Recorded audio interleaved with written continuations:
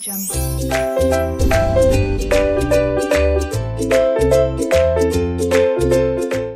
अंदर फैकल्टीज हैं, तो फैकल्टीज क्या होंगी? कॉस्ट सेंटर, क्योंकि फैकल्टीज को कॉस्ट पे करनी पड़ती।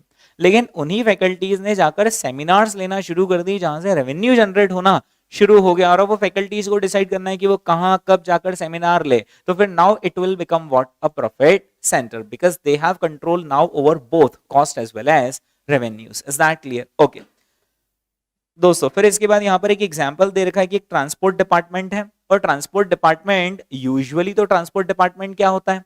Cost centre. लेकिन अगर वो रेवेन्यू भी जनरेट करता हो तो फिर वो क्या बन जाएगा? प्रॉफिट सेंटर बन जाएगा, राइट। यहां पर आप ये देखें कि जो बजटेड कॉस्ट है वो कितने रुपीस है? 2,62,500, आउट ऑफ 75 फिक्स है और बची हुई कैसी हो जाएंगी? Variable, right.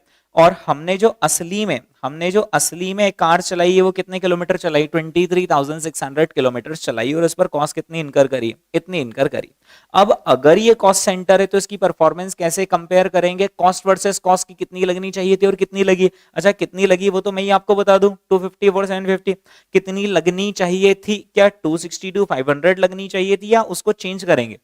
चेंज करेंगे, क्योंकि ये कितने किलोमीटर्स के लिए और हमें कितने किलोमीटर के लिए चाहिए। अच्छा, क्या सीधे ही 262,500 को कर देंगे? उसके अंदर भी वो करेंगे, उसके अंदर भी फिक्स्ड और वेरिएबल करेंगे, क्योंकि आप कम चलाओ चाहे ज्यादा आपकी फिक्स कॉस्ट तो पूरी पूरी लगेगी, यानी 75 तो पूरे पूरी लगेंगे। और जो बचे में 262,500 में से जरा माइनस करो ना यार, 75 कितना होता है? 187500। ये कितने किलोमीटर के लिए है? 25,000। इसको कितने पर एक्सप्रेस कर देंगे? 23,600। कितना आता है? Is that clear? तो इन दोनों को जोड़ देंगे तो इतनी कॉस्ट लगनी चाहिए थी और इतनी कॉस्ट लगी है, so there is an adverse variance. Is that clear? ठीक है। लेकिन यही अगर रेवेन्यू सेंटर होता तो फिर हम देखते हैं कि कितना प्रॉफिट होना चाहिए था और कितना प्रॉफिट हुआ है, राइट। तो अगर यहाँ पर the car can be hired from outside eight rupees कितना? 12 पर किलोमीटर। तो यहाँ पर हम देखते हैं कि आखिर हमें बाहर से खरीदते तो कितने लगते? 283, 200 लगते हैं, और हमने घर में ही उसको 23,600 किलोमीटर इतने में चलाया, so there is a profit variance favourable. कितना? 28,450। ओके दोस्तों, फिर इसके बाद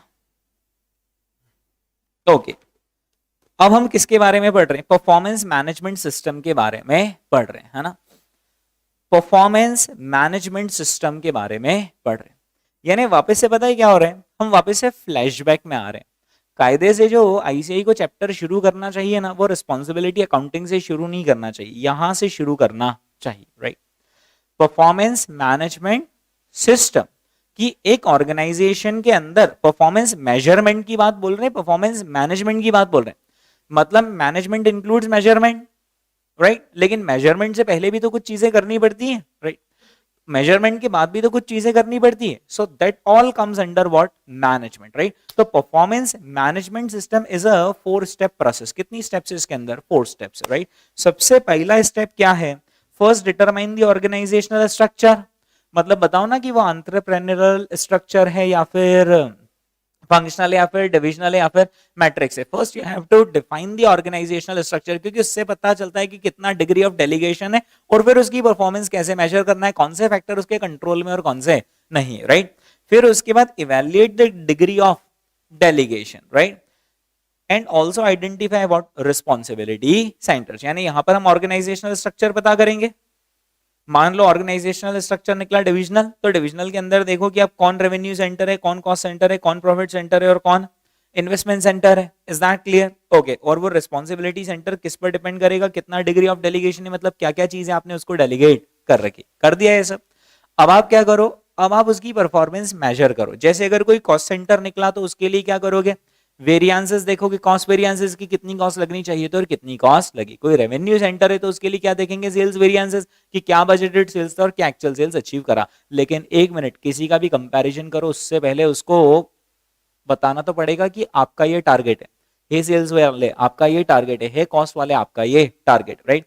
सो next is establish the performance measures and target for each measure. यानी अब आप परफॉर्मेंस मेजर्स एस्टैब्लिश करो, क्योंकि सामने वाले की परफॉर्मेंस क्या सरप्राइज में आप सरप्राइज देकर मेजर करोगे या पहले से ही डिफाइन करोगे कि देखो ऐसे ऐसे आपकी परफॉर्मेंस मेजर होगी, ताकि वो अकॉर्डिंगली उस डायरेक्शन में काम करना शुरू करे। Is that clear? Okay, ICI ने भी तो आपको पहले बता रखा है कि 50 से ज्यादा आएंगे तो ही हम पास मानेंगे, या 200 से ऊपर होगा तो ही हम पास मानेंगे, right? So establish the performance measures and give them the target. अच्छा, जो परफॉर्मेंस मेजर्स एस्टैब्लिश करेंगे वो कैसे करेंगे? Both financial as well as non financial. हाँ, अब इसके बाद क्या करोगे आप? Review the performance, right? यानी आप उनकी परफॉर्मेंस सही में मेजर करोगे और उसको इवैल्यूएट करोगे, ठीक है, with the help of KPI dashboard, right? KPI का फुल फॉर्म क्या होता है? की परफॉर्मेंस इंडिकेटर्स का एक डैशबोर्ड होगा। की परफॉर्मेंस इंडिकेटर डैशबोर्ड का मीनिंग समझते हो क्या? डैशबोर्ड मतलब यानी कि बहुत सारी चीजों की समरी, कि ये रहे हमारे रिस्पॉन्सिबिलिटी सेंटर्स, ये थी इनकी रिस्पॉन्सिबिलिटी, ये था इनका टारगेट, ये इन्होंने एक्चुअल अचीव करा है, ये इतना अभी परफॉर्मेंस 70% परफॉर्मेंस ही अचीव करी, 30% करना बाकी। So that's the dashboard, right? So review the performance with the help of KPI dashboard and take corrective actions if required. कि भैया इस बार परफॉर्मेंस कमजोर कैसे आई, कुछ करो, बताओ कहां दिक्कत आ रही। Is that clear? So take the corrective action. कोई बहुत रॉकेट साइंस स्टेप लिख दिया, जनरल स्टेप्स, जनरल स्टेप। अगर आपको भी बोले कि एक कंपनी के अंदर जाओ और वहां पर जाकर परफॉर्मेंस मैनेजमेंट सिस्टम लगाओ, तो आप क्या करोगे? सबसे पहले स्टडी करोगे। क्या स्टडी करोगे? ऑर्गेनाइजेशन का स्ट्रक्चर कैसा है, ताकि मालूम चले ना किसका कितना degree of delegation. Second step क्या करोगे? आप ये देखोगे कि यहाँ पर रिस्पॉन्सिबिलिटी सेंटर्स आखिर कौन कौन से, उसके लिए आप देखोगे कितना डिग्री ऑफ डेलीगेशन है, रिस्पॉन्सिबिलिटी सेंटर कौन से, क्योंकि जैसा रिस्पॉन्सिबिलिटी सेंटर वैसे हम फिर थर्ड स्टेप में परफॉर्मेंस के मेजर्स सेट करेंगे। अच्छा, परफॉर्मेंस मेजर्स में ध्यान रखना फाइनेंशियल भी सेट करना और नॉन फाइनेंशियल भी सेट करना, और उनको टारगेट भी दे देना। Is that clear? मैन्युफैक्चरिंग वाले को भी टारगेट देना पड़ेगा ना कि इससे कम कॉस्ट में आपको प्रोड्यूस करना है, और फिर उसके बाद रिव्यू करना आप उनकी performance with the help of KPI dashboard, और परफॉर्मेंस में कोई कमी पेशी लगे तो take corrective measures. Is that clear? ठीक है, ओके। दोस्तों एक बात बताओ यार, क्या ये मुझे चारों स्टेप आपको समझाने की जरूरत है, उसमें से 2 स्टेप तो समझते हुए ही आए? हाँ, organisational structure as well as responsibility centre, बस अब 2 स्टेप और समझना बाकी है। 2 स्टेप कौन कौन सी समझना बाकी, कि आके परफॉर्मेंस मेजर्स कैसे एस्टैब्लिश करेंगे। परफॉर्मेंस मेजर्स का मतलब क्या होता है? Financial as well as non financial. जैसे फॉर एग्जांपल आरओआई का परसेंटेज देखेंगे, हम प्रॉफिट का परसेंटेज देखेंगे, ये क्या हो गया? फाइनेंशियल। हम नंबर ऑफ डिफेक्टिव्स देखेंगे, आपका डिफेक्टिव परसेंटेज देखेंगे, ये क्या हो गया? डिफेक्टिव परसेंटेज क्या हो गया? एक मैन्युफैक्चरिंग वाला बंदा, उसको बोला है कि आपको कॉस्ट तो कम लगानी, साथ ही साथ आपका डिफेक्टिव परसेंटेज 1% से कम आना चाहिए। What kind of measure is that? That is a non financial measure, ठीक है। अब जो ये जो 2 स्टेप है ना, वो हम ऑलरेडी कवर कर चुके हैं। बस ये 2 स्टेप और अगर हमने कवर कर ली तो हमारा चैप्टर ही ओवर हो जाएगा। इन 2 स्टेप में मेजॉरिटी ऑफ द पोर्शन, यानी अगले 4 लेक्चर जो है ना, वो पता है सिर्फ किस पर फोकस करेंगे?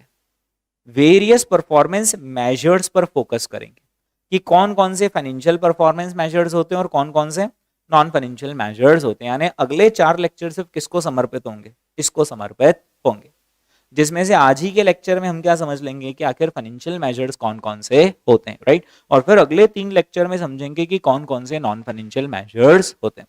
और ये तो छोटा सा पोर्शन है, रिव्यू दी परफॉर्मेंस, यानी कुछ परफॉर्मेंस रिपोर्ट्स बनाना, उस पर करेक्टिव एक्शंस लेना। Is that clear? ठीक है, ओके। दोस्तों ये जो हमने स्टेप्स पढ़ी है ना, इसका एक और ऑल्टरनेटिव नाम है जिससे आईसीआई आपसे क्वेश्चन पूछ सकता है। क्या है बोलो ना? Essential components of any performance management system. Essential components हैं कि पहले ये तो डिफाइन करो ऑर्गेनाइजेशनल स्ट्रक्चर क्या है, पहले ये तो डिफाइन करो कि वो रिस्पॉन्सिबिलिटी सेंटर कैसा है, फिर आप उसका परफॉर्मेंस मेजर्स लगाओ, टारगेट्स दो और बाद में रिव्यू करो, ठीक है। तो आप इसका एक और ऑल्टरनेटिव नेम प्लीज लिख लीजिए, क्योंकि आईसीआई किसी भी नाम से पूछ सकता है। Essential components of any performance management system, यानी आप तो एक वर्ड वहां पर पकड़ लेना, क्या परफॉर्मेंस मैनेजमेंट सिस्टम वर्ड लिखा है, क्या परफॉर्मेंस मैनेजमेंट सिस्टम वर्ड लिखा है, performance management, and management includes measurement, but before measurement we have to do two steps, and after measurement we have to do one more step, so that's complete management system, ठीक है, okay. हाँ जी, अब हम क्या सीखने वाले हैं कि आखिर परफॉर्मेंस कैसे मेजर की जाए। हम थर्ड स्टेप पर हैं क्या? यस दोस्तों, यहां पर जो परफॉर्मेंस मेजर्स होंगे ना, वो डायरेक्टली किससे लिंक होंगे? Organisational structure. सिंपल सी बात है यार, जितना आप डेलीगेशन दोगे, जैसा डेलीगेशन दोगे वैसा उसका परफॉर्मेंस मेजर होगा, ठीक है, ओके। दोस्तों यहां पर जब भी आप परफॉर्मेंस मेजर्स एस्टैब्लिश करेंगे, राइट, तो यहां पर कुछ दिक्कतें आ सकती, जैसे कि फॉर एग्जाम्पल अगर आपने डिविजनल स्ट्रक्चर ऑप्ट किया तो डिविजनल स्ट्रक्चर में क्या क्या दिक्कतें आती वो देखें. There could be issues related to goal congruence. हाँ, there could be issues related to goal congruence divisional structure में. या फिर यहां पर इंटरडिपेंडेंस ऑफ डिविजन्स भी हो सकती है कि डिवीजन बी को गुड्स किससे लेना है, डिवीजन ए से. So there is a case of interdependence. अच्छा, उस केस में ट्रांसफर प्राइसिंग पॉलिसी फिर आपकी करेक्ट होनी चाहिए, अदरवाइज कॉन्फ्लिक्ट हो जाएगा, है ना. कुछ ऐसी कॉमन कॉस्ट हो सकती है जिसका अलोकेशन नहीं, आपने डिवीजन क्रिएट करा लेकिन आपका अकाउंटिंग का फंक्शन तो कॉमन है. अब जो अकाउंटिंग का फंक्शन है उसकी कॉस्ट तो अलोकेट करनी है. अब उसका आप बेसिस क्या लेते हो उस पर भी एतराज हो सकता है किसी डिवीजन को. Is that clear? So allocation of cost of shared services, है ना, और internal transfer pricing policies, right. These are certain factors that needs to be addressed while measuring the performance. Okay, तो दोस्तों डिविजनल स्ट्रक्चर में क्या क्या issues है, 3 issues है, बोल दो कौन कौन से इश्यूज है. सबसे पहला तो गोल इनकॉन्ग्रुएंस हो सकता है. फिर उसके बाद उनकी इंटरडिपेंडेंसीज हो सकती है जिसमें हो सकता है एक डिपार्टमेंट दूसरे डिपार्टमेंट की मजबूरी का फायदा उठा ले. तीसरा क्या था, how would you allocate the cost of shared या फिर कॉमन सर्विसेज या फिर हेड ऑफिस. और चौथा क्या था यहाँ पर, ट्रांसफर प्राइसिंग पॉलिसी आखिर कैसी रहेंगी. ठीक है. अरे हाँ, इससे पहले क्या परफॉर्मेंस मेजर सेट करो. मैं क्या बोल रहा हूं, गहरा शब्द. इससे पहले क्या परफॉर्मेंस मेजर्स सेट करो. प्लीज ध्यान रख लेना कि कोई सा भी मेजर ऐसा होना चाहिए जो कि गोल कॉन्ग्रुएंस लेकर आए. हमने वो गुड ट्रांसफर प्राइसिंग पॉलिसी का नहीं पढ़ा था, what is a good transfer pricing policy. वैसे ही what performance measure would be called as. और ये परफॉर्मेंस मेजर तुमने बड़ा सही सेट करा. आपको मालूम है ना, प्रैक्टिकल लाइफ में परफॉर्मेंस मेजर्स क्या रखूं वो सेट करने में भी प्रॉब्लम आती है कि मैंने इस तरीके से इसकी परफॉर्मेंस मेजर करी तो ये इस तरीके से खेल बिगाड़ सकता है कंपनी का. मैंने उस तरीके से परफॉर्मेंस मेजर करी तो इस तरीके से कंपनी का खेल बिगाड़ सकता है. Is that clear? For example आपने सेल्समैन को बोला कि ज्यादा से ज्यादा सेल करना है, तो फिर हो सकता है कि सेल्समैन को झूठे प्रोमिसेस कर दे और शॉर्ट टर्म में सेल्स बढ़ा दे, लेकिन लॉन्ग टर्म में वो सर्विस ना देवे क्योंकि वो ओवर बर्डन्ड हो गया, तो उसने कस्टमर का बाद में फोन कॉल ही अटेंड नहीं किया, राइट. तो परफॉर्मेंस मेजर एक ऐसा होना चाहिए जो कि आपको सस्टेनेबल बेसिस पर ग्रोथ दिलवाए. ठीक है, उससे गोल कॉन्ग्रुएंस होवे. ठीक है दोस्तों, उसमें सिर्फ प्लीज परफॉर्मेंस मेजर में सिर्फ वही फैक्टर्स इंक्लूड करना जिसके लिए कि आप उसको जिम्मेदार, जिसके लिए कि वो रिस्पॉन्सिबल हो. यानी सरल शब्दों में सिर्फ कौन से फैक्टर्स होने चाहिए, कंट्रोलेबल फैक्टर्स होने चाहिए.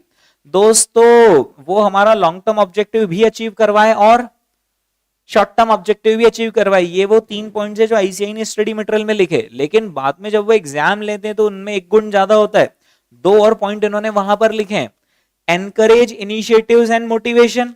सही बात है यार, एक अच्छा परफॉर्मेंस मेजर कैसा होगा कि बंदा इनिशिएटिव लेने के लिए एनकरेज्ड, उसको मोटिवेशन मिले. Is that clear? ओके, इसका सरल शब्दों में मतलब ये है कि आपने सेल्समैन को इतना ऊंचा टारगेट दे दिया कि वो कभी जिंदगी में अचीव नहीं कर सकता, तो बोलेगा अब जब अचीव ही नहीं कर सकता हूं तो एक काम करो, ट्राई मत करो, क्योंकि अचीव तो मैं यूं भी नहीं कर सकता हूं. So it should encourage initiatives and motivation, यानी बंदा खुद आगे रहकर इनिशिएटिव्स ले. फिर उसके बाद it should provide feedback to the management, मतलब ट्रू फीडबैक होना चाहिए. यहां पर आप लिखना मत ट्रू, क्योंकि आईसीआई ने नहीं लिखा है. मतलब वो परफॉर्मेंस मेजर होना चाहिए जो सही फीडबैक दे मैनेजमेंट को, ना कि गलत पिक्चर शो करे. ठीक है, हाँ जी. इससे पहले कि हम आगे बढ़ें दोस्तों, ये जितना है ना उतना आपको कंठस्थ होना चाहिए. जितना हमने अंडरलाइनिंग किया हुआ है ना उतना आपको ध्यान होना चाहिए, शुरू से लेकर आखिरी तक जितना आपको नजर आ रहा है स्क्रीन पर. आपके पास 30 सेकंड का समय.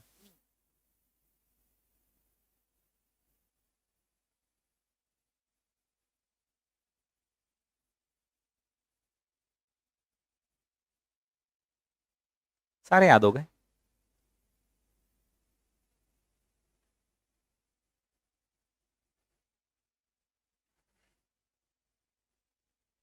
ओके हाँ जी, बताएंगे. Divisional performance measures, so they are directly linked to the organisational structure. With divisional organisational structure there are certain issues. कौन कौन से थे? Goal congruence, interdependencies between departments, allocation of cost of shared services or head office, और internal transfer pricing policies, right. तो अब इतने सारे issues ना होवे उसके लिए हमें गुड परफॉर्मेंस मेजर सेट करना पड़ेगा, जिसकी क्या क्या विशेषताएं या कैरेक्टरिस्टिक्स है। गोल कॉन्ग्रुएंस को लेना चाहिए, हाँ मतलब include measures only for which a manager could be held accountable, यानी ओनली फॉर कंट्रोलेबल फैक्टर्स।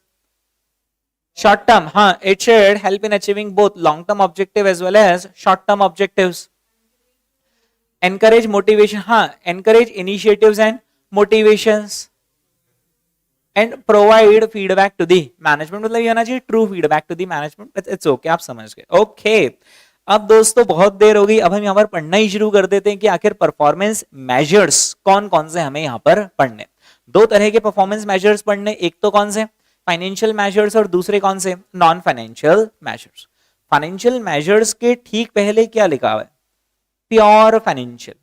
क्या इनके आगे प्योर लिखा है? इसका इंप्लाइड मीनिंग है कि नाम इनका नॉन फाइनेंशियल मेजर्स है, but they will include both financial as well as non financial aspect, ठीक है, ओके। प्योर फाइनेंशियल मेजर्स में हम तीन मेजर्स पढ़ेंगे दोस्तों आज की तारीख में। एक तो रिटर्न ऑन इन्वेस्टमेंट, दूसरा रेसिडियल इनकम और तीसरा इकोनॉमिक वैल्यू एडेड, है ना। आईसीआई ने 20 मार्क का क्वेश्चन पूछ लिया जुलाई 2021 में इन दोनों के ऊपर। किन दोनों के ऊपर? इन दोनों के ऊपर। Is that clear? 20 मार्क्स का क्वेश्चन आ गया, है ना, okay. So financial measures are important and non financial measures are also important, right, okay. Non financial measures में क्या क्या चीजें हैं? ट्रिपल बॉटम लाइन है, बैलेंस स्कोर कार्ड है, परफॉर्मेंस पिरामिड है, बिल्डिंग ब्लॉक मॉडल है और परफॉर्मेंस प्रिज्म है। सारे अजीब अजीब से नाम है दोस्तों, है ना, बहुत मजा आएगा इन सबको पढ़ने में। लेकिन नॉन फाइनेंशियल मेजर्स पढ़ने उससे पहले हम शुरुआत किससे कर रहे हैं? फाइनेंशियल मेजर्स से शुरुआत कर रहे हैं, ठीक है, ओके। यहाँ पर दोस्तों आप देखो कि दो वर्ड यूज करें, एक वर्ड यूज करा है मेजर्स और दूसरा वर्ड क्या यूज किया हुआ है? इंडिकेटर्स, है ना। माना कि ये दोनों टर्म्स इंटरचेंजेबली यूज होती है, माना कि ये टर्म्स इंटरचेंजेबली यूज होती है, लेकिन दोनों में फिर भी दोस्तों थोड़ा सा फर्क होता है। फॉर एग्जाम्पल लेट अस से कि मैंने कहा यार आज बहुत गर्मी है, इज दैट अ मेजर और दैट्स एन इंडिकेटर? तो मैंने बोला यार आज टेम्परेचर 45 डिग्री सेल्सियस है, क्या हुआ ये? मेजर। यानी मेजर का मतलब होता है कि it would exactly quantify the things. An indicator will just give you indication that are we in the right direction or in the wrong direction. Is that clear? तो indicator यानी अच्छा या खराब, ठीक है, लेकिन measure यानी exact उसका quantification, ठीक है। So that's the difference between measure and indicator. Okay. हाँ जी, यहाँ पर देख लीजिए आप, जो इंडिकेटर है इट ओनली इंडिकेट्स, ठीक है, सिग्नल देता है, पॉइंटर, बट मेजर क्या करता है? बेसिकली उस चीज को क्वांटिफाई कर देता है, ओके। और एक बहुत अच्छी चीज हो सकता है इसे आपसे 5 नंबर के अंदर ये पूछ लें, क्या लिखा है बोलो? Is considering pure financial performance measures और इंडिकेटर सफिशिएंट और नॉट? ना बाबा ना। क्या सिर्फ प्योर फाइनेंशियल मेजर सफिशिएंट है या नहीं, बताइए, हाँ कि ना? ना। क्यों नहीं यार, क्या प्रॉब्लम है? अल्टीमेटली आप एग्जिस्ट तो इसीलिए कर रहे हो ना कि मैं 2 पैसे कमाऊं, लेकिन फाइनेंशियल मेजर्स का यूजुअली फोकस कैसा रहेगा? Short term. और जब आप नॉन फाइनेंशियल एस्पेक्ट्स को भी इंक्लूड करते हो तो फिर आप लॉन्ग टर्म सस्टेनेबल बेसिस पर काम करना शुरू कर देते हो, राइट। सेल्समैन क्या करेगा? दनादन सेल्स टिकाएगा, और अगर वो कस्टमर सेटिस्फेक्शन पर ध्यान नहीं देगा जो कि नॉन फाइनेंशियल मेजर है, तो फिर लॉन्ग टर्म प्रॉफिटेबिलिटी अफेक्ट हो जाएगी, राइट। देखेंगे दोस्तों यहाँ पर जो फाइनेंशियल परफॉर्मेंस मेजर्स होते हैं, राइट, वो मेनली कैसे होते हैं? हाँ, शॉर्ट टर्म ओरिएंटेड होते हैं, लेकिन ऑर्गेनाइजेशन की जो स्ट्रैटेजी होनी चाहिए वो कैसी होनी चाहिए? सस्टेनेबल होनी चाहिए, मतलब वही लॉन्ग टर्म होनी चाहिए, राइट। इसीलिए दोस्तों आपको क्या करना पड़ता है? नॉन फाइनेंशियल परफॉर्मेंस इंडिकेटर्स को भी अप्लाई करना पड़ता है। क्या है? क्लियर है सबको? ठीक है, ओके। अब हम दोस्तों यहाँ पर फाइनेंशियल परफॉर्मेंस मेजर्स पढ़ना शुरू कर रहे हैं। चलिए, तो अब हम यहाँ पर फाइनेंशियल परफॉर्मेंस मेजर्स में 3 मेजर्स पढ़ेंगे, जिसमें सबसे पहला मेजर कौन सा हो गया? रिटर्न ऑन इन्वेस्टमेंट, ठीक है, सबसे पहला मेजर होता है रिटर्न ऑन इन्वेस्टमेंट, ओके। क्या रिटर्न ऑन इन्वेस्टमेंट मुझे आपको समझाना पड़ेगा या आरओआई तो आप भी पढ़े लिखे हो? CA inter, financial management, ratio analysis chapter, ROI. ROI is as good as ROC, दोनों इंटरचेंजेबली यूज होते हैं। हाँ, तो रिटर्न ऑन कैपिटल एम्प्लॉयड का आप तो अपने हिसाब से बताओ फॉर्मूला क्या है, और आपको बताना ही पड़ेगा। EBIT upon capital employed, is that clear? EBIT upon capital employed, है ना। या फिर कभी कभी कैपिटल एम्प्लॉयड की जगह एसेट्स भी यूज कर लेते हैं, कैपिटल एम्प्लॉयड की जगह एसेट्स भी यूज कर लेते हैं या फिर नेट एसेट्स भी यूज कर लेते हैं, है ना। ओके, बस एक चीज ध्यान रखना, क्योंकि हमने एक बेसिक बात पढ़ी हुई है कि manager should be held responsible accountable only for those factors which are under his control. तो यहां पर ईबीआईटी, आप ईबीआईटी लोग या कंट्रोलेबल ईबीआईटी, कंट्रोलेबल ईबीआईटी। अब आप मुझसे फर्क समझना चाहेंगे कि सर ईबीआईटी और कंट्रोलेबल ईबीआईटी में आखिर क्या फर्क है। फॉर एग्जांपल, ईबीआईटी यानी earnings before interest and taxes, यानी नीचे से भी दो ही चीज माइनस होने वाली है, एक तो इंटरेस्ट और दूसरा टैक्स। लेकिन ईबीआईटी के ऊपर हेड ऑफिस की अलोकेटेड कॉस्ट माइनस हो रखी है। क्या हेड ऑफिस की जो अलोकेटेड कॉस्ट है उस पर मैनेजर का कंट्रोल है क्या? नहीं, हेड ऑफिस वालों ने खूब फॉरेन ट्रिप लगाई, खूब उन्होंने याशियां करी, जिसकी वजह से हेड ऑफिस की कॉस्ट बढ़ गई और वो चार्ज हमारे ऊपर लगाया जा रहा है। उसके लिए क्या डिविजनल मैनेजर रिस्पॉन्सिबल है? नहीं है। ठीक है, तो यहां पर हम फिर ईबीआईटी में उन चीजों को जो उसके कंट्रोल में नहीं थी उनको एड बैक करेंगे। Is that clear? सिमिलरली जो आप देख रहे हो कैपिटल एम्प्लॉयड, वो आप ये देख रहे हो कि इस डिवीजन में हमने कितनी कैपिटल एम्प्लॉय कर रखी है, लेकिन यहां पर कैपिटल एम्प्लॉयड या फिर इन्वेस्टमेंट्स में उन्हीं इन्वेस्टमेंट्स को लिया जाएगा जो इन्वेस्टमेंट्स उसने करवाए हैं, जो उसके कंट्रोल में थे। जो अनकंट्रोलेबल थे, जो तो हेड ऑफिस की मर्जी की वजह से हुए, तो वो यहां पर नहीं लिए जाएंगे। Is that clear? So both the things should be कैसी कंट्रोलेबल। ठीक है, वो तो क्वेश्चन के अंदर देकर रखेंगे, आपको लिखेंगे कि ये जो है ये हेड ऑफिस का खर्चा है, या फिर ये हेड ऑफिस की एसेट्स हमने अलोकेट कर दिए कि हेड ऑफिस की जो एसेट्स है उसका 1/10 आपके ऊपर अलोकेट करते हैं, तो वो हमारे कंट्रोल में तो है ही नहीं, तो उसको वहां से हटा देंगे। ठीक है, यहां पर दोस्तों return on investment, return on investment का हम यहां पर फॉर्मूला लिखना चाह रहे हैं। सो रिटर्न ऑन इन्वेस्टमेंट का यूं तो बेसिक फॉर्मूला होता है ईबीआईटी अपॉन, मैंने क्या बोला था, ईबीआईटी अपॉन कैपिटल एम्प्लॉयड, है ना।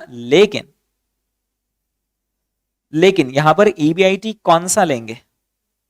Controllable EBIT. ठीक है, सिमिलरली यहां पर कैपिटल एम्प्लॉयड कंपनी की कैपिटल एम्प्लॉयड लेंगे या divisional capital employed? Divisional capital employed, लेकिन कौन सी वाली? कंट्रोलेबल। ठीक है, ओके।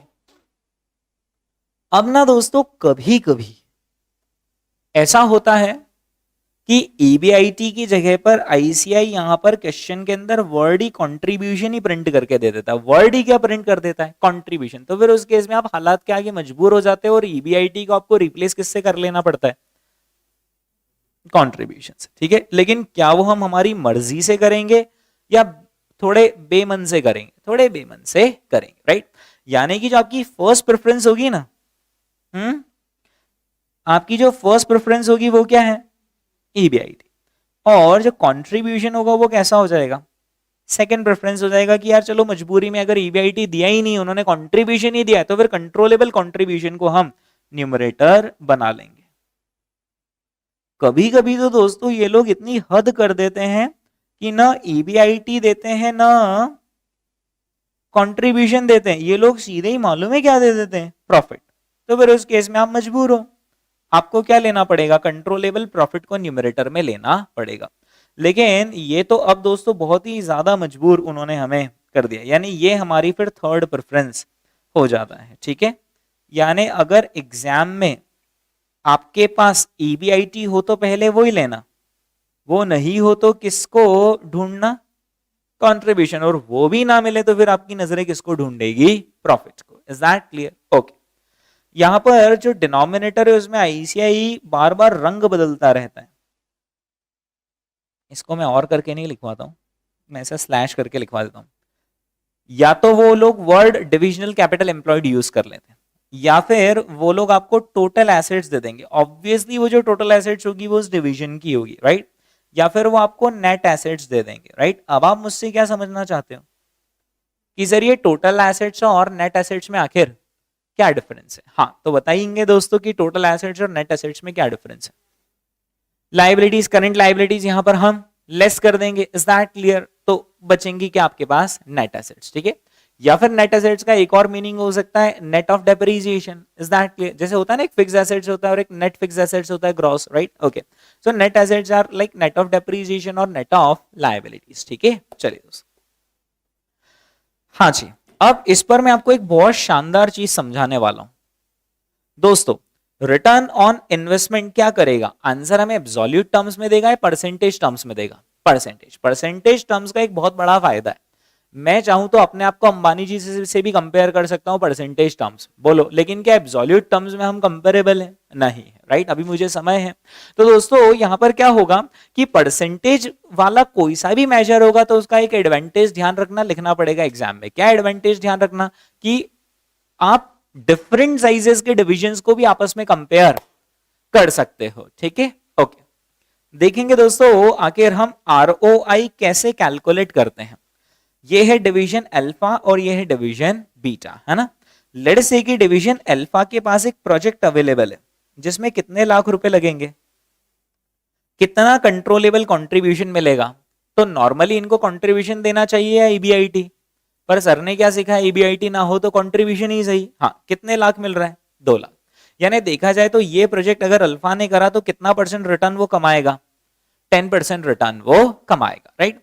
लेकिन दोस्तों इस डिवीजन का जो प्रेजेंट रिटर्न ऑन इन्वेस्टमेंट है वो कितना परसेंट है? 13%। अब हम अल्फा डिवीजन की परफॉर्मेंस कैसे मेजर करते हैं? Based on ROI percentage. अच्छा, अल्फा वालों का प्रेजेंट आरओआई कितना है? सीए फाइनल प्रेजेंट आरओआई कितना है? 13%। और नया जो प्रोजेक्ट है उसमें अल्फा वालों को कितना आरओआई कमाने को मिलेगा? 10%। क्या अल्फा वाले इस प्रोजेक्ट को करेंगे? नहीं करेंगे, राइट? क्योंकि जैसे ही उन्होंने प्रोजेक्ट करा तो फिर 13% आरओआई वाले के साथ 10% आरओआई मिक्स हो जाएगा, जिसकी वजह से हमारा आरओआई कम हो जाएगा, शायद 11.5% हो जाएगा, शायद 11% ही रह जाएगा, कुछ भी हो सकता है। Is that clear? तो अल्फा वाले इस प्रोजेक्ट को क्या कर लेंगे? रिजेक्ट। अच्छा, एक और डिवीजन है अपना पड़ोसी, कौन सा डिवीजन? बीटा।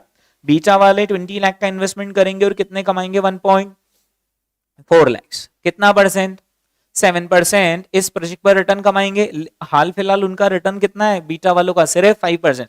बीटा वाले ये प्रोजेक्ट करना चाहेंगे, नहीं चाहेंगे? करना चाहेंगे, राइट? यानी बीटा वाला ये प्रोजेक्ट एक्सेप्ट कर लेगा। Do you agree? यस। और कितना परसेंट रिटर्न कमाएगा? 7%। और अल्फा वाला इस प्रोजेक्ट को रिजेक्ट कर देगा। क्यों रिजेक्ट कर देगा? क्योंकि इस पर जो आरओआई है वो प्रेजेंट आरओआई से कम है ना? अल्फा और बीटा दोनों एक ही कंपनी के हिस्से हैं। इस कंपनी की ओवरऑल कॉस्ट ऑफ कैपिटल कितनी है? 8%। बताइए दोस्तों, जो डिसीजन अल्फा और बीटा ले रहे हैं वो अपने अपने एंगल से सही ले रहे हैं गलत, और कंपनी के एंगल से सही ले रहे हैं गलत? बताइए, अपने अपने एंगल से अल्फा और बीटा वालों ने सही किया है गलत? सही किया, मतलब डिविजनल बेस्ट इंटरेस्ट में उन्होंने काम किया। लेकिन क्या जो डिसीजन आया है वो ओवरऑल ऑर्गेनाइजेशनल इंटरेस्ट में है क्या? नहीं, क्योंकि ओवरऑल ऑर्गेनाइजेशन का अगर कॉस्ट ऑफ कैपिटल कितना लग रहा है? 8%। तो क्या 7% वाला प्रोजेक्ट एक्सेप्ट करना समझदारी है? नहीं है, राइट? क्या 8% रिटर्न वाला प्रोजेक्ट रिजेक्ट करना समझदारी है? नहीं है। Is that clear? तो आरओआई के साथ एक बहुत बड़ी प्रॉब्लम है। क्या मुझे समझानी पड़ेगी क्या प्रॉब्लम है? आप खुद ही समझ गए। समझ गए। यहां पर मान लो कि आप एक डिवीजन हो, है ना? आप एक डिवीजन, और डिवीजन अगर 13% कमा रहा है, 15% कमा रहा है, तो वो कोई सा भी ऐसा प्रोजेक्ट ही एक्सेप्ट नहीं करेगा जिसमें proposed return on investment is less than the present divisional ROI। जबकि हो सकता है कि ओवरऑल कंपनी की कॉस्ट से ज्यादा रिटर्न दे रहा हो वो प्रोजेक्ट, यानी कंपनी के हित में हो, लेकिन आपके हित में नहीं, तो आप उसको रिजेक्ट कर दोगे। यानी आरओआई के केस में गोल कॉन्ग्रुएंस होगा या नहीं होगा?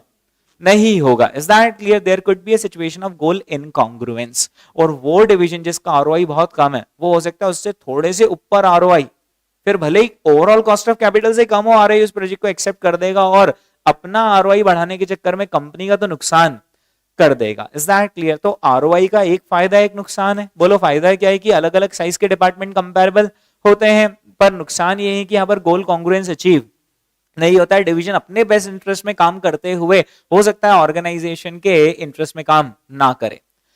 आरओआई का एक और बेनिफिट है, मैं बता दूं क्या है वो एक और बेनिफिट। वो ये है कि आरओआई एक ऐसी चीज है जो हर ऑर्गेनाइजेशन जानती है, तो आप अक्रॉस ऑर्गेनाइजेशन इस मेजर को यूज कर सकते हो। देखो यार, अगर आप कोई सा कॉमन मेजर उठाते हो तो उसका फायदा ये है कि वो हर कोई जानता है। तो हम चाहे तो रिलायंस वाले अपना आरओआई किसी और से, टाटा से कंपेयर कर सकते, बिरला से कंपेयर कर सकते, लेकिन उन्होंने एक यूनिक अलग हटके मेजर निकाला तो वो रिलायंस का ही अवेलेबल है, दूसरों का अवेलेबल नहीं है. So it is a common measure. Is that clear? तो दो फायदे क्या हो गए, एक तो एक कॉमन मेजर है, इजीली अवेलेबल है, दूसरा है कंपेरेबल है डिफरेंट साइजेस में. नुकसान क्या हो गया कि गोल इनकॉन्ग्रुएंसी हो गया, किसी काम का ही नहीं है. तो is that clear? Okay.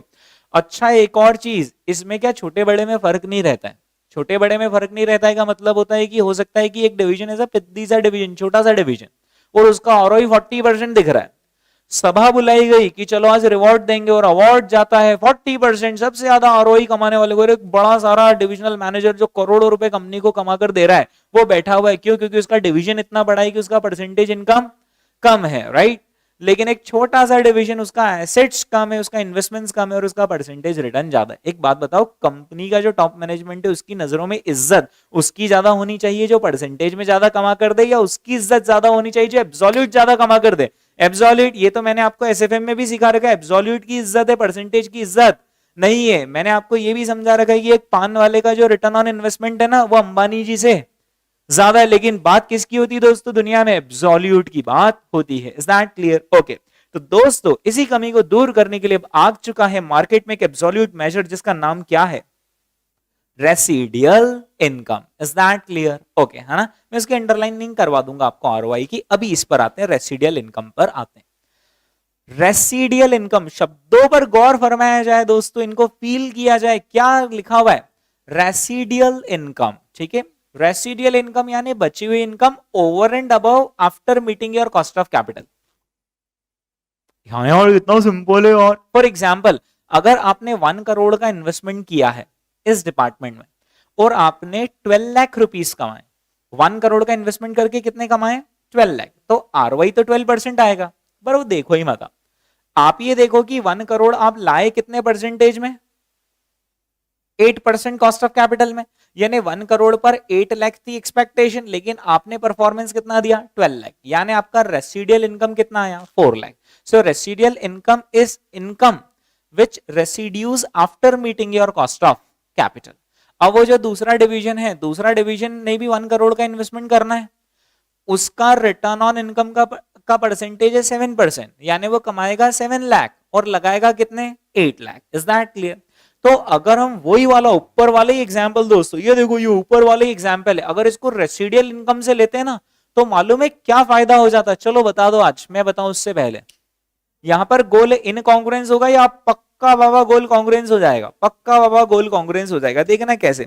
20 lakh पर 2 लाख कमा रहे हो और 20 लाख पर कॉस्ट ऑफ कैपिटल 8% के हिसाब से कितनी है? यानी there is a positive residual income of 0.4. यहां पर पॉजिटिव रेसिडियल इनकम आ रही है 0.4 की. इसी के विपरीत दोस्तों ये जो डिवीजन है दूसरा वाला बीटा, वो 20 लाख पर 7% ही कमा रहा था ना, वहां पर है ना, 7 ही था ना. हाँ, ये इसका तो था ना 10%, है ना, और इसका था 7%, 1.4 और लगाएगा कितने? 1.6. मतलब देयर इज अ पॉजिटिव और there is a negative residual income. Negative. तो ये बंदा क्या करेगा? प्रोजेक्ट एक्सेप्ट करेगा या ये डिवीजन बी तो रिजेक्ट कर देगा? और कौन एक्सेप्ट कर लेगा? प्रोजेक्ट, है ना, डिवीजन अल्फा जो है वो प्रोजेक्ट को एक्सेप्ट कर लेगा. तो अब आप अपने जनरल नॉलेज से बताइए कि आपकी भी दिल की इच्छा क्या थी कि अल्फा करे या बीटा करे? अल्फा ही एक्सेप्ट करे. और अल्फा तभी एक्सेप्ट करेगा जब परफॉर्मेंस मेजरमेंट आरओआई होगा, तो अल्फा वाले एक्सेप्ट करेंगे क्या? यार रेसिडियल इनकम होगा तो रेसिडियल इनकम होगा. तो कौन सा ज्यादा बेहतर मेजर है जो गोल कॉन्ग्रुएंस करवाएगा? Residual income. लेकिन दोस्तों चांद में भी दाग है. ये जो रेसिडियल इनकम है इसमें प्रॉब्लम है. अब इसमें वो वाली प्रॉब्लम आ गई कि क्योंकि ये परसेंटेज में नहीं है, ये कैसा एब्सोल्यूट मेजर है, तो हमेशा जो बड़ा डिवीजन होगा, जो बड़ा इन्वेस्टमेंट लगाकर बैठा होगा, उसका रेसिडियल इनकम का जो साइज आएगा वो एब्सोल्यूट टर्म्स में ज्यादा ही आएगा. और छोटे डिवीजन हर बार डिमोटिवेट रहते होंगे कि मतलब ही नहीं, मेहनत मत कर, वो वहां पर बाप डिवीजन बैठा हुआ है, वही हमेशा जीतेगा, अवार्ड तो अपने को कभी मिलना है ही नहीं. Is that clear? ठीक है. तो यहाँ पर परफॉर्मेंस कंपेरेबल नहीं होगी across different sizes of divisions. Is that clear? ठीक है. इसका दोस्तों एक और फायदा ये है कि अब managers have now started paying attention to the company's cost of capital. Earlier, in case of ROI, managers were not giving attention to what is company's cost of capital. They were just caring about what is my present ROI and what is the proposed ROI on the new project. Is that clear? लेकिन here the cost of capital is also getting highlighted to the each of the division की देखो यार ध्यान रखना division अपनी company की cost of capital इतनी है. Is that clear? ठीक है ओके दोस्तों अंडरलाइनिंग कर लेंगे हम इसके पिछले वाले में ROI में भी और RI में भी. हाँ जी ROI में ROI is a common measure. हाँ and this is ideal for comparison. अरे एडवांटेजेस लिखने का आएंगे तो लिखना पड़ेगा ना. ROI is a common measure and this is ideal for comparison. लेकिन दोस्तों इसकी कुछ लिमिटेशंस है ना. Possible that divisional ROI is increased but reduce the overall ROI. जैसा हमने देखा ही था उस एग्जांपल में डिवीजन बीटा ने खुद का ROI बढ़ा लिया लेकिन कंपनी का ROI कम कर दिया. ठीक है तो अगर आप फिर भी ये हरकत करते हो कि that you are evaluating divisional managers on the basis of ROI, it may not encourage what goal congruence. ठीक है ओके हाँ जी यहां पर जो डिवीजन अल्फा था वो कैसा था, अनविलिंग था टू इन्वेस्ट. हाँ लेकिन जो डिवीजन बीटा था he would wish to invest right. और ये जो दोनों ही डिविजन्स हैं उनके जो डिसीजंस आ रहे हैं वो बेस्ट इंटरेस्ट में आ रहे हैं, दोनों ही गलत कर रहे हैं है ना. Not be in the best interest of the company. Is that clear? इस सिचुएशन को दुनिया का क्या कहेगी, सब ऑप्टिमाइजेशन यानी ऑप्टिमल से नीचे वाला आपने डिसीजन लिया है. ठीक है ओके दोस्तों ROI का फायदा ये है कि it is easy to calculate है ना. लेकिन रिसर्च ये शो करती है कि there is a poor correlation between ROI and shareholders wealth maximisation. क्या आप में से कोई इसको समझ सकता है कि ROI और वेल्थ मैक्सिमाइजेशन इन दोनों में पुअर कोरिलेशन क्यों है? फॉर एग्जाम्पल लेट अस से कि मेरे कने एक प्रोजेक्ट है जिसमें से एक प्रोजेक्ट है जो 12% रिटर्न देगा और दूसरा प्रोजेक्ट है जो 15% रिटर्न देगा. ROI बताइए एक प्रोजेक्ट मैनेजर कौन सा प्रोजेक्ट एक्सेप्ट कर लेगा? सीए फाइनल 15% वाला एक्सेप्ट कर लेगा क्योंकि उसमें ROI ज्यादा है, रिटर्न ज्यादा है. आपने तो SFM में पढ़ ही रखा है सिक्के के दो पहलू होते हैं, एक होता है रिटर्न और दूसरा होता है रिस्क. ये वाला जो प्रोजेक्ट है ना जिसमें रिटर्न ज्यादा नजर आ रहे हैं उसमें रिस्क बहुत ज्यादा है.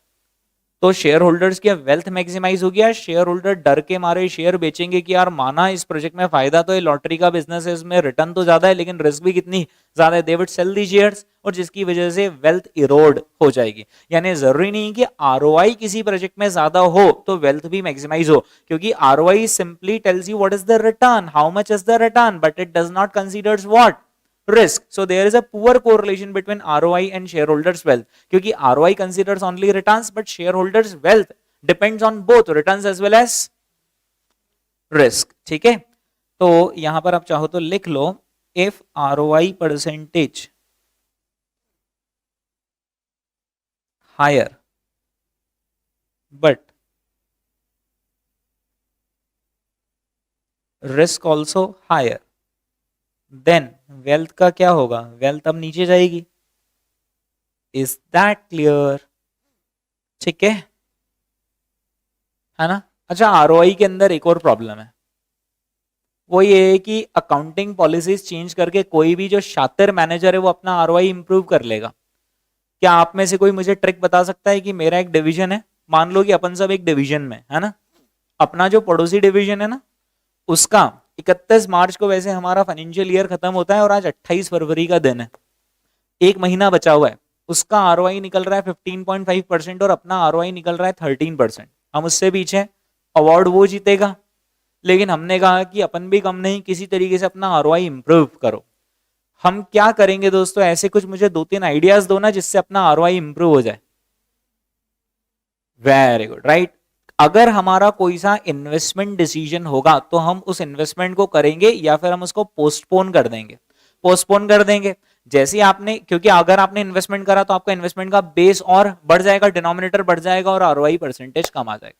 तो आप क्या करोगे, जो एसेंशियल इन्वेस्टमेंट है उसको भी आप क्या करना, पुश करना शुरू कर दोगे राइट, जिससे आपकी जो एसेट्स है उनकी परफॉर्मेंस कम होती चली जाएगी और लॉन्ग टर्म सस्टेनेबिलिटी जो है वो चैलेंज हो जाएगी. तो एक तो ROI का ये नुकसान है कि फिर आप इन्वेस्टमेंट डिसीजंस डिले करते हो और पुरानी एसेट्स जो इनएफिशिएंट हो, आउटडेटेड टेक्नोलॉजी आप उसी के साथ कैरी करते हो, क्योंकि आप बोलते हो पुरानी मशीन पे डेप्रिसिएशन लग लग कर इन्वेस्टमेंट कितना कम हो गया तो परसेंटेज रिटर्न तो ज्यादा देखेगा और अपनी परफॉर्मेंस तो कैसे कंपेयर हो रही, परसेंटेज, भले ही एब्सोल्यूट परफॉर्मेंस कम आए चलेगा, तू तो एक काम कर परसेंटेज ज्यादा निकाल। Is that clear?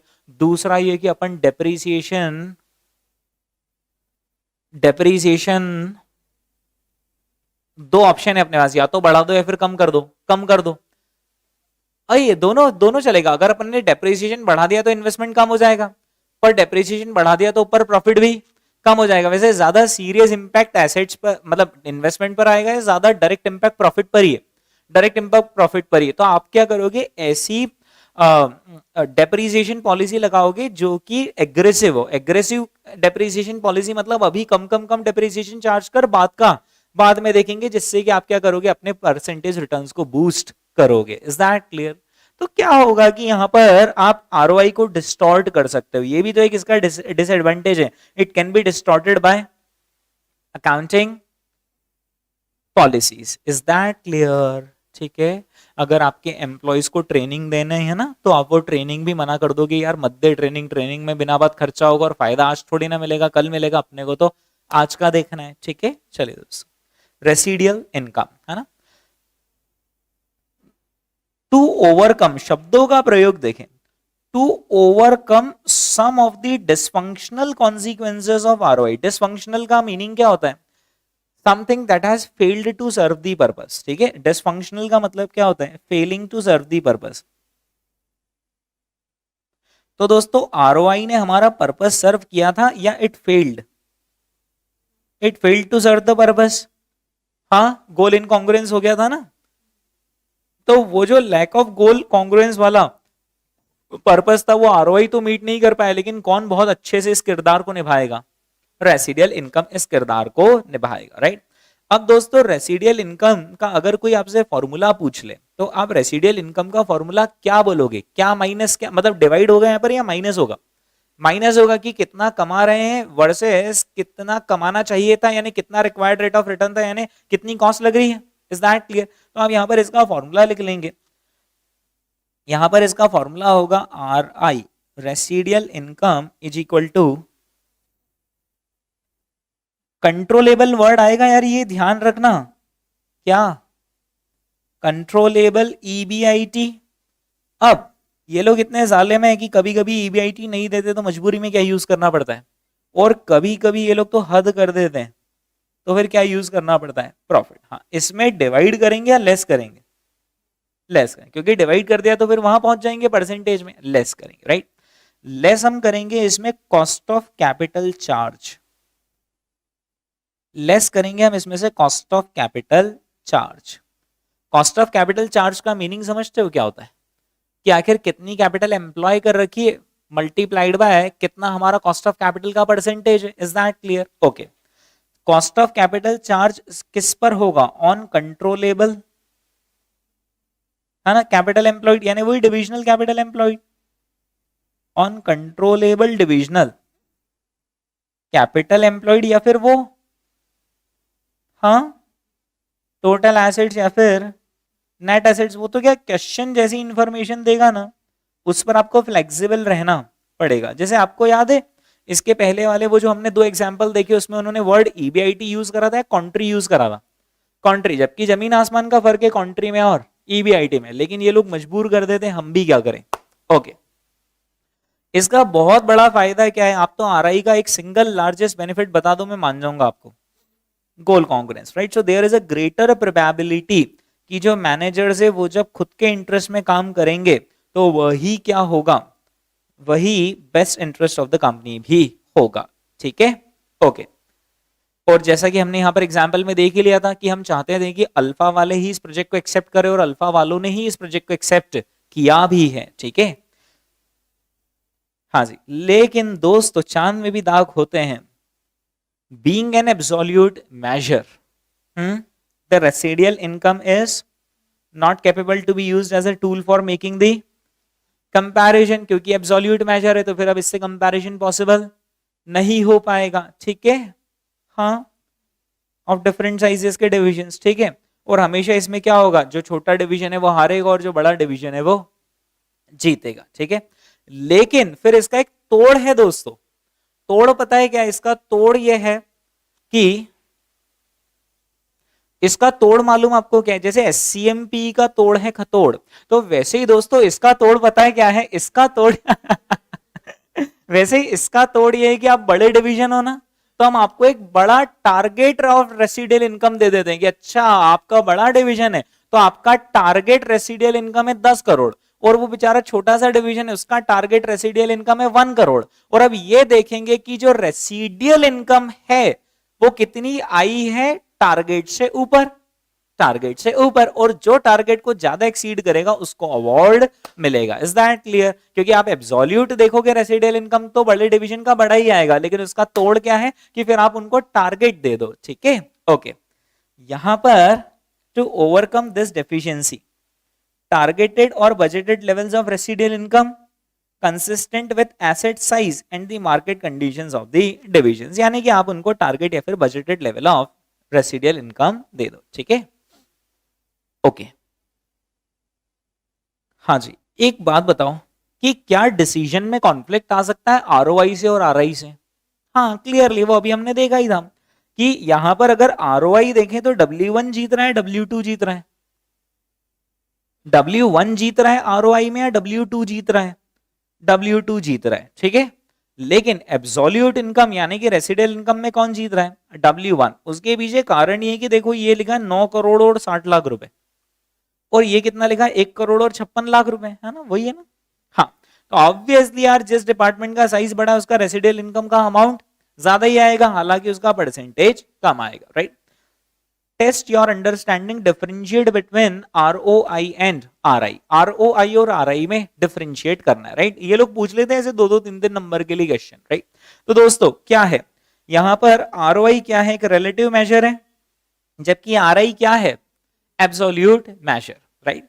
कहां पर कंपैरिजन पॉसिबल है? डिफरेंट साइजेस में, आरओआई में, राइट। आरओआई में हम क्या कर सकते हैं कि कंपैरिजन कर सकते हैं डिफरेंट साइजेस का। कहां लिखा है यार?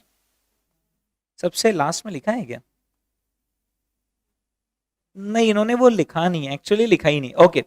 इन्होंने वो भी डिफरेंस लिखना था कि डिफरेंट साइजेस का कंपैरिजन आरओआई में पॉसिबल है लेकिन आरआई में पॉसिबल नहीं है, ओके। यहां पर दोस्तों आरओआई में देखना हम कंपेयर किससे किसको करते हैं वो देखना। यहां पर हम ये देखते हैं कि रिटर्न ऑन प्रपोज्ड इन्वेस्टमेंट कितना है, हाँ, वर्सेस क्या कंपेयर करते हैं कि एग्जिस्टिंग रेट ऑफ रिटर्न कितना है। Is that clear?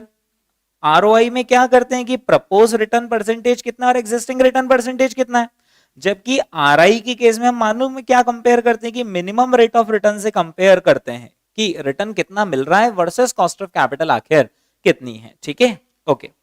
अब ये जो थर्ड पॉइंट उन्होंने लिखा है ना वो फर्स्ट के जैसा ही लिख दिया, अगर आप पढ़ोगे थर्ड पॉइंट तो आपको वैसा ही लगेगा। In case of ROI the decision was taken based upon comparison between two things, कौन कौन सी? Existing return versus propose return. लेकिन यहां पर आरआई में जो कंट्रीब्यूशन निकलता है उसमें क्या कंपेयर किया जाता है कि अर्निंग कितनी, और उसको किससे कंपेयर करते हैं? कॉस्ट से कंपेयर करते हैं। मतलब इन्होंने फर्स्ट और थर्ड काइंड ऑफ सिमिलर लिख दिया। मेरे हिसाब से तो वो वाला पॉइंट लिखते तो ज्यादा अच्छा होता। कौन सा यार? कि comparison across different sizes of divisions, ठीक है। बट फिर भी दोस्तों क्योंकि अपने स्टडी मटेरियल ने लिखा है तो वो भगवान है अपने लिए, है ना। यहां जो डिसीजन लिया जाता है वो कैसे लिया जाता है? दो चीजें कंपेयर की जाती है, existing versus proposed. Existing ROI कितना और प्रपोज्ड आरओआई कितना। जबकि आरआई के केस में जो डिसीजन लिया जाता है उसमें हम क्या करते हैं? अर्निंग को किससे कंपेयर करते हैं? प्रेजेंट अर्निंग, प्रपोज्ड अर्निंग को प्रेजेंट अर्निंग से कंपेयर करते हैं, प्रपोज्ड अर्निंग को कॉस्ट से कंपेयर करते हैं, कॉस्ट से कंपेयर करते हैं, ठीक है। क्या ये दोनों कॉन्ट्राडिक्टरी रिजल्ट्स देते हैं? दे सकते हैं। Is that clear? ठीक है, चलो। तो अब जब इन दोनों में ही दोस्तों प्रॉब्लम है तो फिर एक काम करो, दोनों को छोड़ो, अपन तीसरे पर चलते हैं। That is what? Economic value added, okay. Economic value added दोस्तों हो सकता है आपने एसएफएम के अंदर भी पढ़ा हुआ हो, है ना। लेकिन 2 मिनट के लिए अपन तो भूल जाएं कि एसएफएम में क्या पढ़ा। यहाँ पर अपन एक क्लीन स्लेट से स्टार्ट कर दें, है ना। इकोनॉमिक वैल्यू एडेड, सबसे पहले तो ये बताइए कि यहां पर अकाउंटिंग वैल्यू एडेड वर्ड लिखा है या economic value added? Economic value added. दोनों में से कौन ज्यादा ट्रू और रियल है? अकाउंटिंग ज्यादा ट्रू और रियल होती है। अकाउंटिंग में तो बहुत सारे अकाउंटिंग स्टैंडर्ड्स और असम्पशंस लगते हैं, what is more important is economic, right? So economic का यहाँ पर मतलब है वो कि वो true nature of the transaction को रिफ्लेक्ट करने वाला है। दूसरा कौन सा यहाँ पर वर्ड यूज हुआ है? वैल्यू एडेड, ठीक है, ओके। वैल्यू एडेड का मीनिंग आखिर क्या होता है कि आपने आखिर कितनी कॉस्ट लगाई है वर्सेस आपने कितनी वैल्यू जनरेट की है, दोनों का जो डिफरेंस होता है that is called as what? Value added, ठीक है, ओके। तो यहाँ पर दोस्तों जो इकोनॉमिक वैल्यू एडेड है उसके अंदर हम एक अलग ही और नायाब तरीका लगाएंगे। इकोनॉमिक वैल्यू एडेड का फॉर्मूला होता है economic value added is equal to NOPAT minus capital employed की कॉस्ट। नोपैट माइनस क्या? कैपिटल एम्प्लॉयड की कॉस्ट। यानी इतना आसान है ना इकोनॉमिक वैल्यू एडेड की, मैं आपको क्या बताऊं।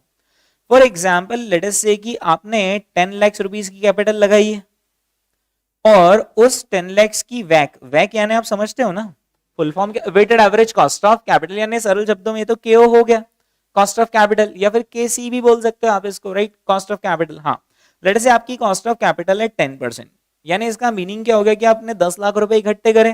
किससे इकट्ठे करे? आपने डेट से इकट्ठे करे प्लस इक्विटी से इकट्ठे करे, और आपकी कॉस्ट ऑफ कैपिटल कितनी है? 10%। यानी कि यहां पर कितना आ जाएगा? माइनस के बाद कितना आ जाएगा? 1 लाख। अब अगर आपने नोपैट का फुल फॉर्म क्या होता है? Net operating profit after taxes, right? Net operating profit after tax होता है EBIT इंटू 1 माइनस टी। अब वो क्यों होता है वो समझेंगे अभी, राइट? अभी तो ब्रॉडली समझा रहा हूँ फॉर्मूला, है ना, ओके। क्या है EBIT दोस्तों अपना ही है? इसमें तो सरकार का भी हिस्सा है, सरकार का भी हिस्सा है, तो वो तो हम ले ही नहीं जा सकते। तो हमने क्या करा? सरकार को बोला ठीक है ये रखो आपका हिस्सा। हमने EBIT को क्या कर लिया? आफ्टर टैक्स, ठीक है। लेट अस से आपका EBIT आफ्टर टैक्स करके आता है 80,000 रुपए। Did you add the value or you destroyed the value? You destroyed the value, मतलब आपने बाजार से 10 लाख रुपए इकट्ठे करे और उनको देने कितने निकल रहे हैं? 1 लाख रुपए 10% के हिसाब से, और उस पर जो आपने कमाया है उनको देने के लिए वो कमाया ही सिर्फ कितना? 80,000। तो आपका वेल्थ बिल्ड होगा या वेल्थ इरोड हो जाएगा? वेल्थ इरोड हो जाएगा, राइट? तो वैल्यू एडेड तभी कहलाएगा when your NOPAT is more than cost of capital charge. इसको क्या कहते हैं? इन दोनों को इकट्ठा करते हैं तो क्या कहते हैं? कॉस्ट ऑफ कैपिटल चार्ज कहते हैं, ठीक है, ओके। अब मेरे हिसाब से बहुत सारे स्टूडेंट्स को एक कंफ्यूजन रहता है कि यहाँ पर नोपैट आखिर क्यों यूज करते हैं, और इसके अंदर वो एक ही दिक्कत आती है और वो एक बहुत बड़ी दिक्कत है कि सर हम यहाँ पर EBIT को डायरेक्टली आखिर 1 माइनस टी क्यों कर रहे हैं? क्योंकि हम हकीकत में तो EBIT पर तो टैक्स पे ही नहीं करते हैं। हकीकत में तो हम EBIT में से क्या माइनस करते हैं? पहले इंटरेस्ट, और फिर जो EBT बचता है हम उस पर टैक्स पे करते हैं। तो यहाँ पर ये थोड़ा सा गलत दिखता है। हो सकता है सही में गलत ही और बनाने वाले का ध्यान नहीं रहा हो, या फिर हो सकता है कि हमें कुछ गलत लग रहा हो लेकिन हो गलत नहीं, ओके। तो दोस्तों नोपैट माइनस क्या होता है? वैक इनटू कैपिटल एम्प्लॉयड, है ना। यहाँ पर आप लिख लीजिए कि ये जो वैक है इसको हम, ये जो वैक है it is also called as what? Cost, KO। वैक का मतलब क्या? KO, is that clear? Okay. और इन दोनों को इकट्ठा पता है क्या बोलते हैं? इन दोनों को इकट्ठा अगर कोई कर दे तो उसको मालूम है क्या बोलते हैं? Cost of capital charge.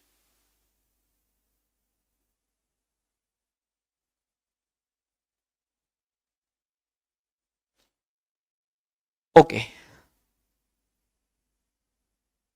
मतलब 2 मिनट के लिए दोस्तों अगर आप यहां पर इस किताबी ज्ञान को भूल जाएं, और अगर आप कोई दुकान चला रहे हैं, अगर आप कोई शॉप चला रहे हैं, और आपसे ये पूछा जाए कि आप देश में कोई वैल्यू एडिशन कर रहे हो या नहीं, तो आप कैसे देखोगे कि जो मैंने पैसा लगा रखा है उस पर मुझे कितना देना निकल रहा है? क्या मैं जो उस पैसे पर कमा रहा हूं वो ज्यादा है और जितना देना निकल रहा है वो कम है? तो I am adding some value to the society, to the nation. लेकिन अगर मैं कमा कम रहा हूं और देना ज्यादा निकल रहा है, इसका मतलब है कि मैं रिसोर्सेज का ऑप्टिमम यूटिलाइजेशन कर रहा हूं या अंडर यूटिलाइजेशन कर रहा हूं? अंडर यूटिलाइजेशन, सब ऑप्टिमल यूटिलाइजेशन, क्योंकि इन रिसोर्सेज को अगर इतना रिटर्न चाहिए और मैं उससे कम दे रहा हूं, इसका मतलब है कि इन रिसोर्सेज का मेरे पास सही उपयोग नहीं, कहीं और इनका सही उपयोग है। Is that clear? तो सिंपल सा इकोनॉमिक वैल्यू एडेड यानी are you adding the value to the economy और not? So when you would be considered as adding value when you can earn more than what is required. Is that clear? ठीक है। तो required rate of return को हम actual rate of return से यहाँ पर compare कर रहे हैं, ठीक है। ओके, तो दोस्तों यहाँ पर हम देखते हैं कि आखिर इकोनॉमिक वैल्यू एडेड में नोपैट कैसे कैलकुलेट होता है। सबसे पहले तो अब मैं आपको ये समझाऊंगा कि नोपैट कैसे कैलकुलेट होता है ना। नोपैट को कैलकुलेट करने के 3 तरीके हैं, तीनों में से कैसे भी कर लो आंसर सेम आएगा। बट आईसीआई की जो चेकिंग प्रोसेस रहती है, आपको तो मालूम है कि ये जालिम स्टेप मार्किंग पर काम करते हैं, तो तीनों में से आंसर तो सेम आएगा, लेकिन जाने का रास्ता अलग अलग होगा। तो मैं आपको वो भी बता दूंगा कि ICI most of the cases में कौन सा वाला तरीका अपनाता है, तो वो अपनी फर्स्ट प्रेफरेंस बना लेना, क्योंकि आंसर तो सेम ही आ रहा है, राइट। ओके, तो दोस्तों नोपैट को कैलकुलेट करने के अपने पास कुल मिलाकर 3 तरीके होंगे, ठीक है। नोपैट को कैलकुलेट करने के अपने पास कितने तरीके होंगे? 3 तरीके होंगे। तीनों में से कोई सा भी तरीका कर लो, आंसर सेम आएगा। अब दोस्तों मैं नोपैट को कैलकुलेट करने के 3 तरीके आपको समझाऊं, उससे पहले मुझे एक छोटा सा एग्जाम्पल लेना पड़ेगा और वहां से अपन 3 तरीके निकाल लेंगे, ठीक है। तो मैं यहां पर आ जाता हूं और नोपैट में नोपैट के लिए ना क्या करो, एक इनकम स्टेटमेंट जैसा कुछ बना लेते हैं अपन। और इनकम स्टेटमेंट में सबसे पहले तो यहां पर लिख लेते हैं ईबीआईटी। मान लो कि ईबीआईटी 1 लाख रुपीस है ना, ज्यादा बड़ी बात कर ही नहीं रहे आज अपन। ईबीआईटी में से हम लेस कर देंगे क्या? इंटरेस्ट। लेट अस से इंटरेस्ट इज 20,000 रुपीस। तो अब ये जो बचता है 80,000, इसको क्या बोलते हैं? 80,000 को क्या बोलेंगे? ईबीटी। और ईबीटी में से हम लेस कर देंगे टैक्स।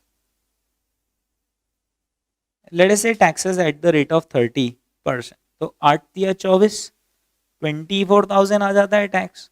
यानी कि अब कितना बच रहा है? ये 56 ना। 56 क्या कहलाएगा? ईएटी कहलाएगा, ठीक है। ओके दोस्तों, यहां पर नोपैट को कैलकुलेट करने के मैं कितने तरीके आज सिखाने वाला हूं? 3 तरीके, राइट। नोपैट 3 तरीके से कैलकुलेट हो सकता है। तीनों में से कोई सा भी तरीका अपना लो, आंसर सेम आएगा। चलो यहां पर एक तरीका, दूसरा तरीका और यहां पर तीसरा तरीका। सबसे पहला तो नोपैट को कैलकुलेट करने का तरीका होता है that NOPAT is equal to, मतलब यहां पर हम नोपैट कैलकुलेट कर रहे हैं, NOPAT is equal to EBIT into 1 minus T. ये होता है एक तरीका नोपैट को कैलकुलेट करने का, ईबीआईटी और 1 माइनस टी, ठीक है। ओके, ईबीआईटी बोल दो जरा कितना है? 1 लाख। टैक्स रेट कितना परसेंट है? 30%। बोल दो आज आंसर कितना आ रहा है? 70,000। Is that clear? ओके, है ना। एक मिनट प्लीज, अभी ये समझाना बाकी है कि नोपैट को ईबीआईटी 1 माइनस टी क्यों करते हैं, ठीक है। वो मैं पहले आपसे पूछूंगा कि ईबीआईटी 1 माइनस टी क्यों करते हैं, ठीक है। फिर अपन समझेंगे कि आखिर ईबीआईटी 1 माइनस टी क्यों करते हैं, है ना। 70,000 आ गया आंसर। यही 70,000 आंसर निकालने के लिए हम ईबीआईटी,